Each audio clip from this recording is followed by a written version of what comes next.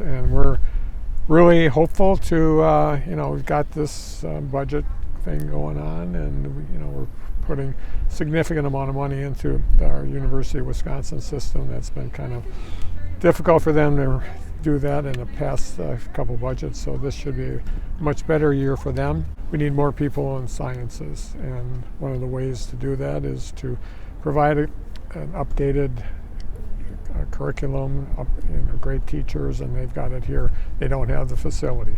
They have half of one, and what we're hoping is to get the second half of Prairie Springs done.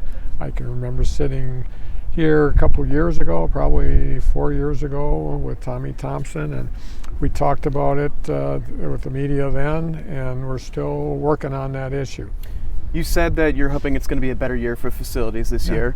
Do you have any indicators that the Joint Finance Committee is going to be more okay with it this time around than previous years? Well, I would say so. I mean, they care about Wisconsin as much as I do, and so obviously there are priorities, but it's time for the University of Wisconsin to join that group of groups that are a priority.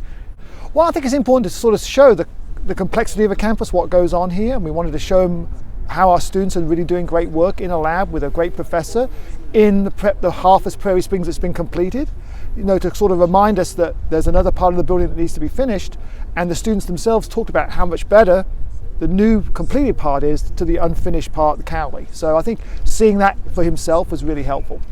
Yeah, what did you think about some of the student comments about Cowley Hall?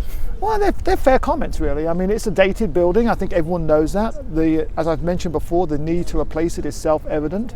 There's a lot of challenges in that building, and I think having the completion of Prairie Springs will make a big difference, not only to the nearly 5,000 students in the sciences and health, but to all our students, and then to the state itself. So to me, it's an investment in the future of the state. This is going to be an interesting budget with the new fairer maps. Our numbers are closer, and we know that this is not a new situation, having a Democratic governor and a Republican-controlled legislature. So I'm hoping that there'll be more compromise, more meeting at the table, a bit more horse trading. And I hope that this building is part of it and we get it across the finish line.